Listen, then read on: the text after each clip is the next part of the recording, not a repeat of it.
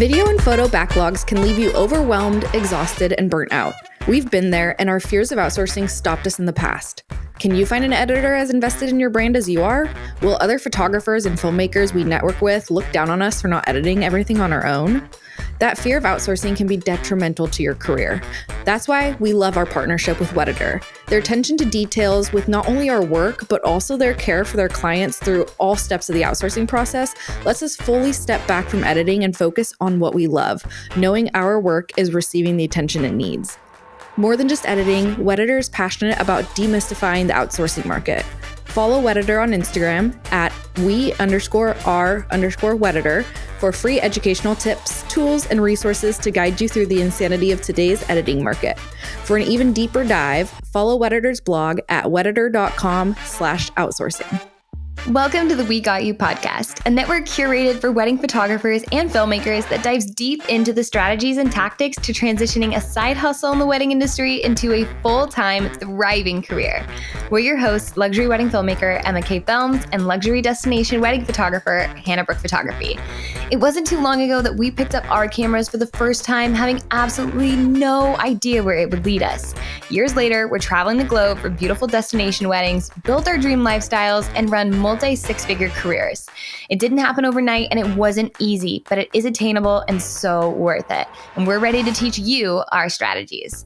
Covering a variety of topics from both our first-hand experiences and reputable guest speakers' insights crucial for business growth, we're exploring the art of marketing within your niche, discussing effective ways to attract and retain clients, leverage social media, and build a strong online presence, and so much more.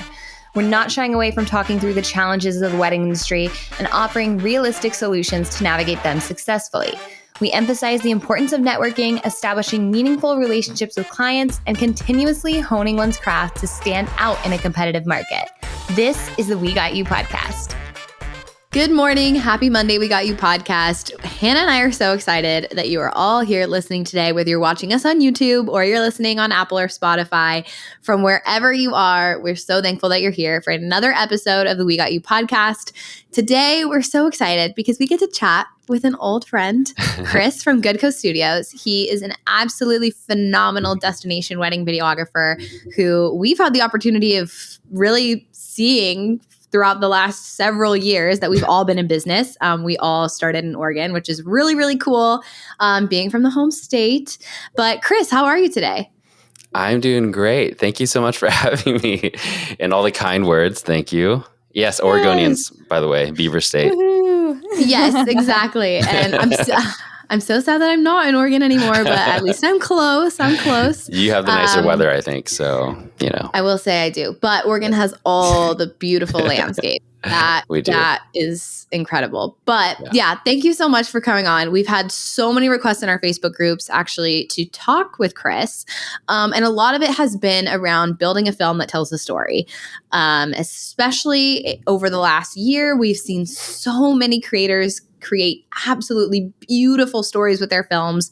And really today, we just kind of want to get into the nitty gritty of like what it looks like really telling a story. And we're not meaning the cliche, like cookie cutter storytelling wedding day film. Like we really want to go in. If you haven't watched Chris's work, you need to follow him on Instagram and go through and watch some of his films because his storytelling is so compelling. It's so beautifully done. And that's what we really want to focus today's episode on. So before we get into all the details of building your story, Chris, we would love to know, for those out there who don't know you, tell us about you, how you got started in the wedding industry, how you got started as a wedding videographer, and just kind of like what led you into the niche that you're in today. Awesome. Well, thank you so much. Am I red after all those like kind words? Like you might need to like edit the redness out, but,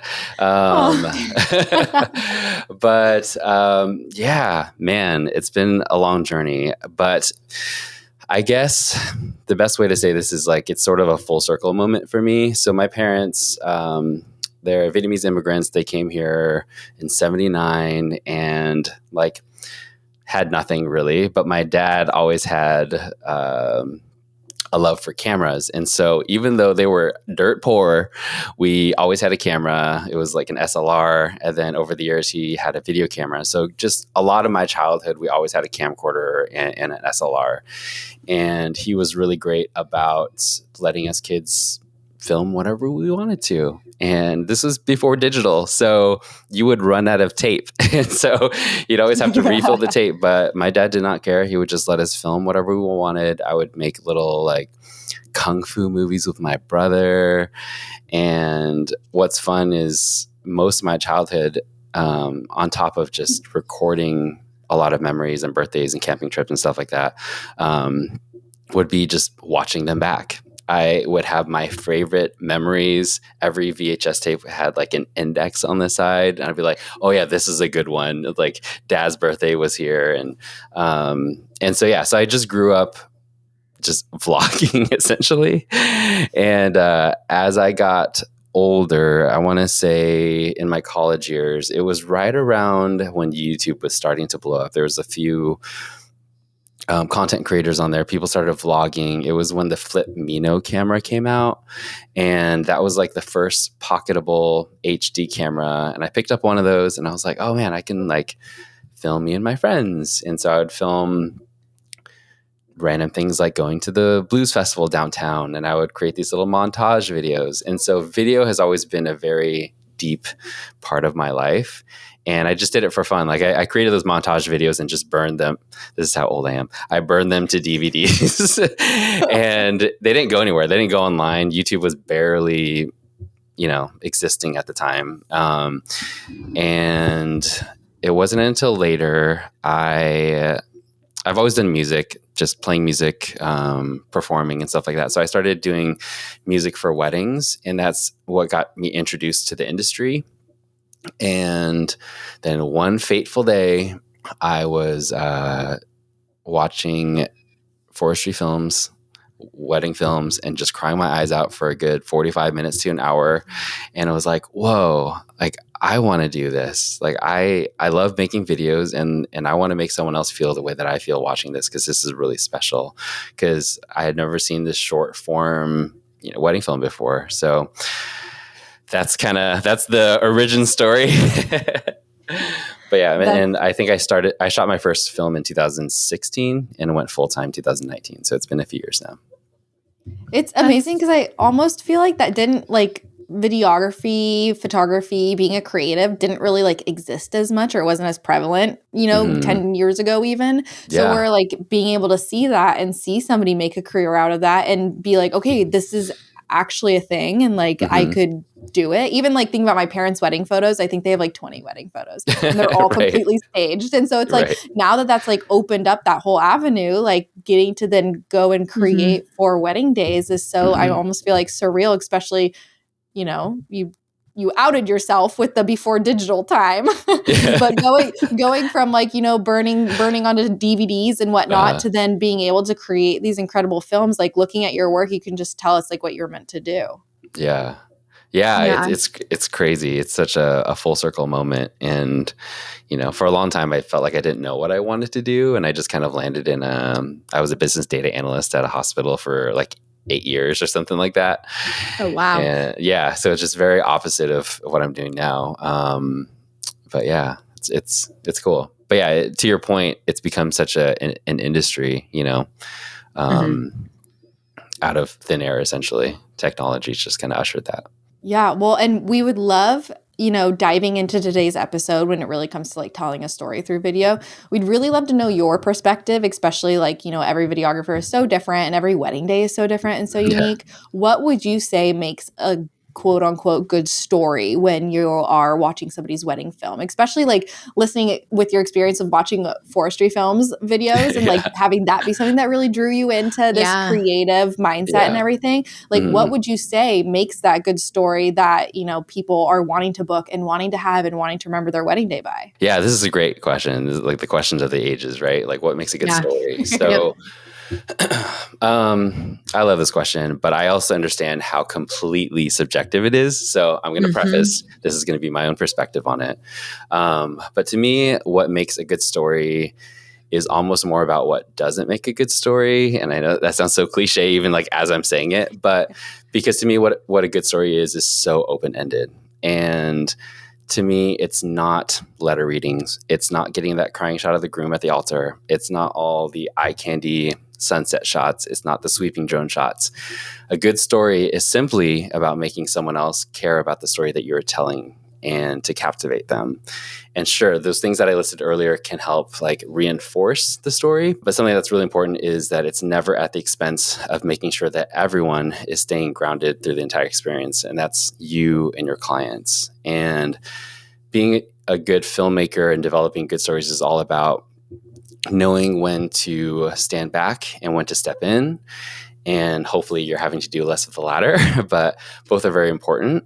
And I think that the trap that a lot of new filmmakers come across, and I've definitely been guilty of this too, is when we are still learning our style and our process, we tend to just pick up and develop patterns in how we work. And not to say that it's bad to develop like a pattern or a routine, but when I reflect back at my career and how I started and how I treat wedding days now, I found that I've stepped back a lot more and I let things go. Like if I didn't happen to get an amazing shot, I think about, is it worth bringing it back to redo it again? Or do I just need to let it go and find another opportunity? Like, is it worth disrupting the flow of the day? And a lot of the times, like sadly, I let it go. And some couples might be like, "No, let's do it again." But like, no, it's too late. Like, let's just keep going. And I don't want to make it sound like I'm completely hands off, because that's not true either. I would say that instead, I'm bringing more expertise through seeing light, seeing composition, encouraging real and natural moments. And I veer away from all the contrived prompts and poses now, when it used to be a crutch when I first started. And I think moving quickly and fluidly helps to make it not feel like a movie set. And I feel like a lot of these things help aid a better story, because you're just making it about the day and about the couple. So I feel like too, it's really interesting when you think about it that way, because I think a lot of us are like, oh, well, if the couple didn't have good vows, or maybe they had no vows, so I can't tell a good story because I have no audio from them. Yeah. Or, like the toasts weren't great, and like, what am I supposed to do? Or I hardly had any sunset portraits. And we do like rely on it as this crutch, where when you are telling a good story, those elements, sure, like you said, 100% do they add to a better story. Absolutely. Like they can only add, right? But you still have the ability to tell a story regardless of whether you had 5 minutes for sunset portraits or you had 30 minutes for sunset portraits, right? Or like little things like that. And I think we get so in our head of like, it has to go this way. We have to have these moments in order to tell a good story. And we are like using it as a crutch. Yeah, absolutely. Yeah, I think to create like compelling films, the pillars are going to be good lighting, good composition, good music, and like good pacing. And I feel like good pacing is what separates like a good film from a great one. So when you are relying more on yourself and less on your couples for these great shots or great content, that's when stories are able to breathe. That's when like you're not making them perform in front of the camera. It's more about like, how do you see light? How like they just have to be there, honestly, a lot of the time. You just have to be in the scene. I'm going to film around you. And then letter readings, like you said, vows, it's no longer a crutch. It's like if something amazing is said, then great. But you can still take matters into your own hands. And that's, I feel like, what makes me confident now when I walk into a wedding day. Whatever vows, whatever it is, I know I'm going to be able to make something beautiful. And not have to be like, oh, we have to do letter readings today. Like, I always have to remind myself that our couples are so sweet and they are entertaining us to get these shots, like to go out to sunset, to like get these prep shots and to do all these things, like where it like feels like a production. But I always have to make sure that like, I never want to tip that balance of making a wedding day feel more like it's all about photo and video. As soon as it starts feeling that way, I pull back completely and I put my camera down and I just start talking to them and be more present. And I think that's something that we all myself included, have to like remind ourselves, like, this is not a photo video extravaganza. This is a wedding day. We are here to document. And I know that's said a lot, but in practice, it's hard because we have our routine, we have our workflow. We're like, I have to get X, Y, and Z shots, but yeah. Yeah. No, I really love that. Okay. And I do have a question that like we hadn't chatted about before, and I'm really curious that I do think like as we're thinking about this, I'm like, okay, I do think that it's something that really would add to kind of like the background of telling a story. How important do you think it is for a filmmaker like you, who is really storyteller driven, to get to know your couples before the wedding day? Because I can speak like I used to get to interact with my clients a lot. Obviously, moving into the luxury market, that's not how it works anymore. And like, granted, there's so many different elements, but for someone who is truly a creative, loves the storytelling, how important is it that you get a decent amount of time with your couple before the wedding day? Is it important? Is it necessary? Yeah. There's two sides to this. So for me, in my like client intake process, I think that discovery call is so important. Like for me, it's really important to deeply connect with them on that call and allow us to connect with each other. But usually after that, I don't interact with them a ton until the weekend of their wedding. But I also do story sessions in all of my wedding packages. And so even if it's a destination, I'll usually come in a few days early, and there's a day that we reserve where I hang out with them doing something that they connect with. And at the very least, like if they don't have anything that's like, I don't know, if they don't have a thing like, oh, we love bowling, we bowl like every other week or something. If they're just like, we just like to Netflix and order Uber Eats, then I'm like, okay, then let's just go enjoy a sunset somewhere. At least we're just spending some time. And to me, that's really important because it helps build trust. And that's a huge part, with better storytelling. And I take that time to also show them like, I'm on your side. I'm not here to like make you work for me. And a lot of couples are always surprised after we shoot together. Like, that didn't feel like a shoot. I'm like, yeah, because I'm quick. Like, as soon as they see something, there's like, oh, I love the composition here. I'll shoot it. Like, can you guys just like run across the scene? And then I need to get a closer shot. That was beautiful. All right, let's walk to the next location. I'm talking with them again. And that helps break down a lot of walls. So, and you also get to learn so much from that story session as well. Right. And I think instead of, bombarding them with emails and questionnaires and a billion things, you're saying, hey, like, we're going to meet for a story session. I get to meet you in person. I get to be a part of a little bit of your personal life. And the amount that you get to learn in that even hour of time substantially aids in when you're actually filming the wedding day of understanding their dynamics. So I like that approach, because I sometimes think even if your clients, not everyone wants to have a lot of email communication or a questionnaire after questionnaire. And so for you, it's beneficial to you to have extra footage and get to know them in a way that feels more intimate. Feels like you really can help tell that story. Does your current client delivery system feel unexciting, limiting, and boring? Maybe you're still using good old Google Drive or Dropbox to deliver your clients' wedding films. If the answer to these is yes, it's time to level up your video delivery experience with VidFlow. VidFlow is a pay-per-use online platform that allows you to deliver fully branded websites for each of your clients. While being incredibly affordable, VidFlow is accessible on mobile, desktop, and smart TVs with included long-term hosting so that your clients can truly enjoy the entire experience when receiving their wedding films. When I first found VidFlow, it was such an easy switch that truly benefited my business substantially. With so many incredible features and options for customization and personalization, VidFlow continues to wow my clients time and time again. You can find VidFlow on Instagram or visit their website at vidflow.co. Use our code WGY20 for 20% off a yearly premium membership and level up your client experience today with VidFlow. For someone who really wants to lean more into the emotional side of their wedding films, they're sitting here today and they're thinking, I would love to be, quote unquote, and I keep saying it quote unquote because I think everyone says build a better story. But for everyone who, wants to build a better story within their wedding films, what would be maybe like one or two little tangible things? And I think the story session is great, just having additional time with your couple outside the wedding day. But what's one or two pieces of advice that you would give to a filmmaker today who's like, I want to implement something now that can help me tell a better story? Yeah.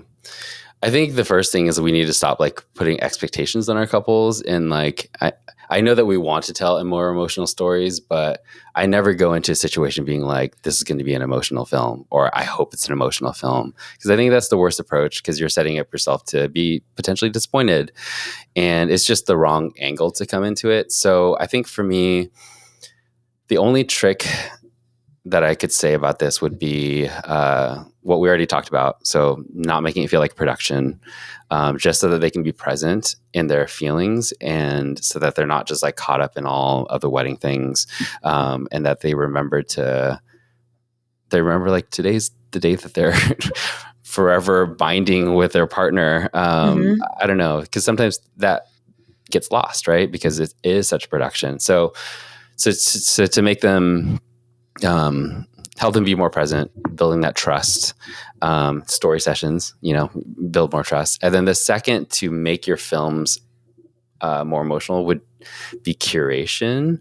So what I mean by that is when you're calling out speaking dialogue, a well-placed piece of dialogue with well-energized music will resonate so much further. Versus like making something too wordy because like you're like, oh, I need to include more of the vows because I'm serving my couple better. It's like, no, a lot of the time like, you'll be surprised how much stuff I cut out because I'm wanting it to sit better in this piece of like a song, like within this verse. I need them to say this piece, and it needs to the thought has to end right before the chorus hits. And so I'm chopping out stuff and I'm just getting the essence of what they're saying. And when the speaking dialogue can really move and dance with the music, because I always say songs have a story in them. And when we combine the story of the wedding film with the story of the song, and as it like crescendos and as it like climaxes and they move together, then that will really help engage that emotional ride. Yeah. Well, and I think even like not as a videographer, but like watching other videos, like I'm so drawn to that music and like even like not necessarily what they're saying, but the inflections of their voice. And like maybe if it's like one like big statement and then it goes into the music, like I feel like I'm always so drawn into that. And I know you said like you can't always go in expecting it to be a super emotional day because you don't want to get let down. Not every couple is really emotional. Not every groom is going to cry. Absolutely. Not every bride is going to be in tears. Like that's just the reality of it. But at the same time, I think we kind of walk into wedding days forgetting as creatives that this isn't something that they do every weekend and get paid for it. Like this is their once in a lifetime day, and that alone carries emotions with it. That might not be tears, but like that is the like, okay, this is our one day, we'll never do this again. This is it. And so like even just like going from the emotions of that, whether that is tears or happiness or hyperness or anxiety, whatever that looks like, I don't know if you've ever come across this, Emma, when you edit a film, but like sometimes they say something ordinary, but then I lay down some music under it. I'm like, whoa. It's like it just got more emotional like 10 times because there was this like violin underneath them. It's so true, like the power of music and the power of like sound design that can transform the audio you're using. And I've even noticed for me, I used to and maybe there's filmmakers out there that resonate this. Maybe at one point, Chris, you even felt this, but I remember starting out in the first few years, honestly, I leaned a lot on the vows because obviously like they're sharing, their written vows that they have put together. I would really lean on that for audio.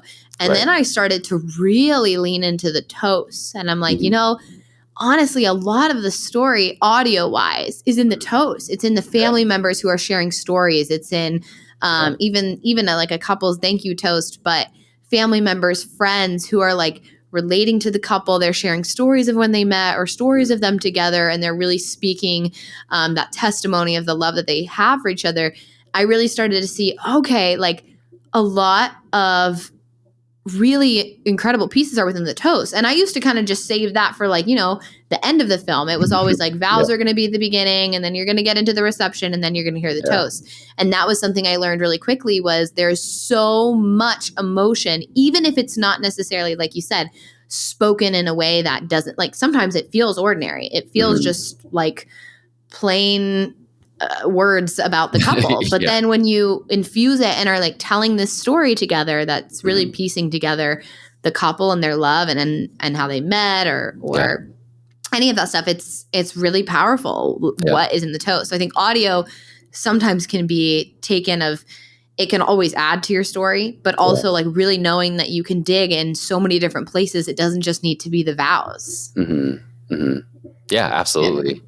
That was like a whole side tangent.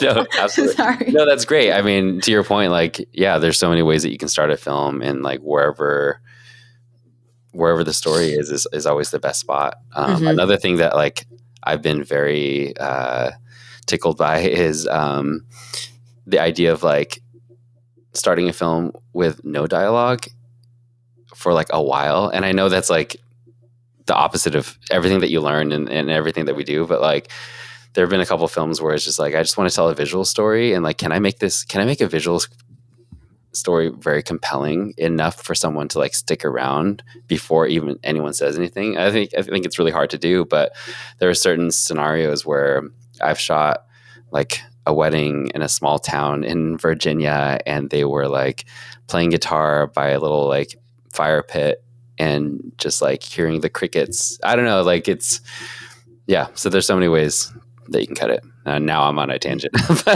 No, and it really is too, like being a fly on the wall. We think that as we go through the industry, we have to get more spoken or more. We have to be more outgoing, and we have to pose more, and we have to do more because we're getting paid more. But even if someone wants to be in the luxury market versus the adventure space, regardless of what niche, you find that people want you to be a fly on the wall and document.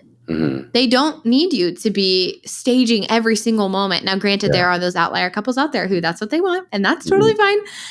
But those who really want a story, they just want you to document it. They don't want to watch their whole film back and feel like everything was staged. And so I think it's just that we almost think about it backwards, where we have to be more hands-on, and you must pose more, and you must, create these scenes with your couples, and like there's so much, but a lot of it is documenting what happens and being able to recognize what's happening. You're not just blankly filming, like you said. You're looking for where the light is. You're looking for the composition. You're setting the scene yourself. You're not involving the couple. You're really truly like, you are a fly in the wall. And I think a lot of people, like, we have to step back and remember that that's okay to do, because that is what's pulling a beautiful story together. It's not the posed staged moments. Right.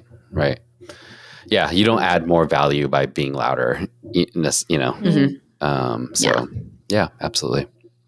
I love that. Also, I feel like videographers work magic when it comes to sound, because as a photographer, I was like, I know all that's over my head, and I'll be the first one to admit it. But like, it's something that I am so envious of, and I wish photo had some kind of aspect of that, but we don't. And so I get to live vicariously through you guys. But when it comes to like the music and everything that you're choosing for your wedding films, like how do you approach the music for your wedding film? Is it typically, taking you a really long time to find the music, or do you kind of narrow it down to find the right music for each client? Are you kind of picking it before the wedding day, or is it inspired from the wedding day? Like, what is your process? Yeah, it's so hard, Emma. It's so hard. I can relate. You'll spend days picking out a song, and then sometimes you lay it over the film and it doesn't feel right. Sometimes you'll build half of the wedding film and it doesn't feel right. It's not fun. I do have some tips though, but it is really hard. It can take me several days. I had a film the other day that took me 2 weeks to find the right song, and it was soul crushing.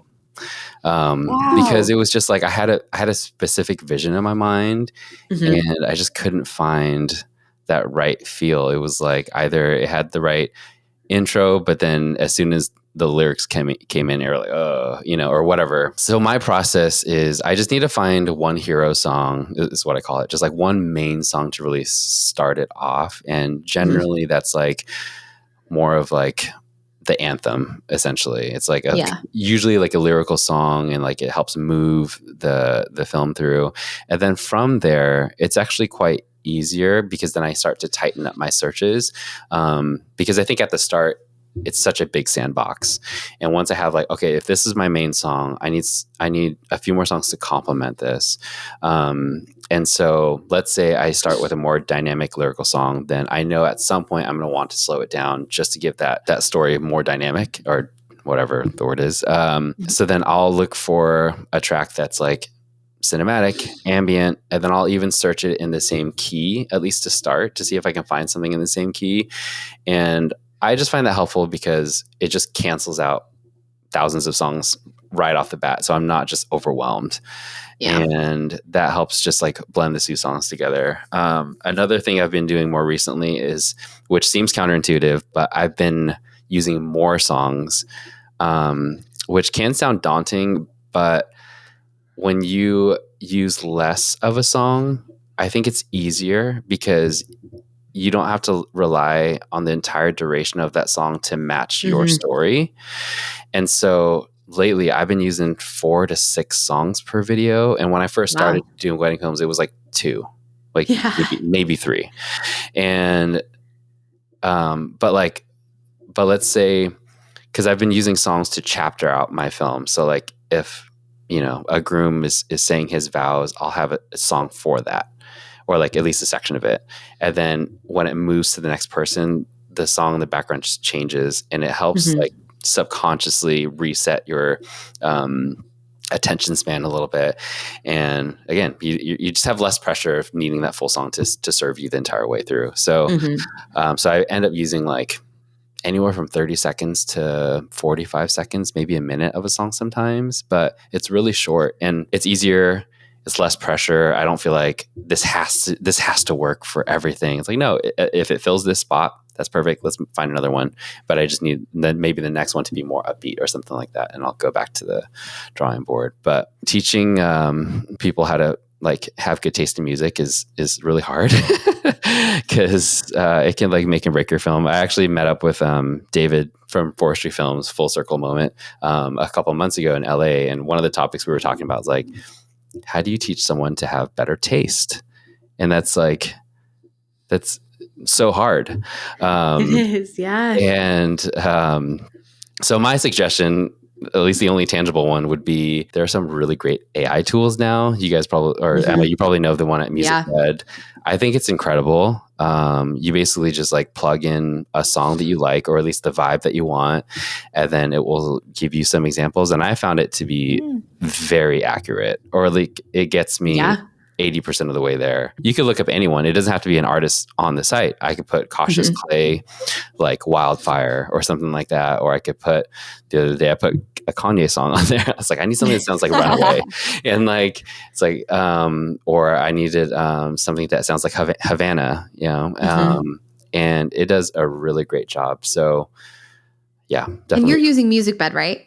Yeah. I love MusicBed. Yeah. I feel like we all are. And honestly, the tools that MusicBed has implemented over just the last month or two have been crazy helpful. I mean, AI, what they've done with that platform has made my search for music go so much quicker because, just that ability of like, I can tell, and it's like, I think a lot of us like can feel the vibe of like, you know, what mainstream song would this feel like, right? Like we can think in our heads like, oh, this sounds, you know, what the vibe is. But it's like obviously then finding a song through MusicBed that we can license. And so I think it's really helpful of just using those tools, like taking advantage of them. If you don't understand them, learn them because they will save hours of your time searching for music. Yeah. But yeah, Chris, it's been so amazing having you on the podcast today. And I feel like there's so much info here for filmmakers, truly, because I know a lot of them, like the storytelling aspect is so important. And we're really glad that you have just taken the day to be here with us. We'd love to know before we close this episode, your Instagram handle, your website, and if there are any educational opportunities for other filmmakers to learn from you. Yeah, thank you. I feel like this is the end of Hot Ones. Like, look at this camera, look at that camera. What you doing? You know what I'm talking about? Okay, I just watched an episode, so it's on my mind. But yeah, my Instagram handle is Goodco Studios, GOODCO Studios. It's funny, people sometimes read it Good Cost. I never thought of that. I never thought about that either. That's Yeah, they're like Good Cost Studios. You come at a good cost. I'm going to say that in my head every time I see your name now. Yeah. Now we all can't unsee it. So Goodco Studios, and then my website is just goodcostudios.com. And then as far as like opportunities, so I host a retreat called Sonder Retreat. It's basically just like an intimate destination retreat abroad. We went to Iceland last year, going to Switzerland this year. Let's go. I already have a really cool location for potentially early 2025. That's so exciting. But yeah, just something a little bit different because it is a smaller scale thing. I only bring out 8 filmmakers. So all the introverted folks, usually celebrate that. But yeah, we talk a lot about what we talked about today, just like intentionality, how to make your shooting day like easier, and not about all the prompts and poses, and just to lean into composition, lighting, and story. So yeah, thank you so much. Even as you talk about it, I'm like, I feel like through the videos I've seen of Sonder, I'm like, it feels like exactly what you're saying. And it seemed so cool. And just like having opportunities where it is an intimate setting where you can go and just like really lean into the filmmaker that you are and your why and what drives you as a storyteller. So it looks incredible. But yeah, thank you so much for being on here. Thank you to everyone who listened to another episode today of the We Got You podcast. And we will see you next Monday with a fresh new episode. Thanks for listening to another episode of the We Got You podcast. We would absolutely love it if you could take an extra minute to leave us a review and let us know what you think. DM us a screenshot of it and we'll send you a coffee on us. If you want access to an exclusive community, rad freebies, giveaways, and wedding referrals, then join our Facebook group today. Also, if you aren't already, subscribe to our YouTube channel and make sure that you're following along on Instagram at WeGotYou_podcast to stay up to date. We'll see you next week on the We Got You podcast.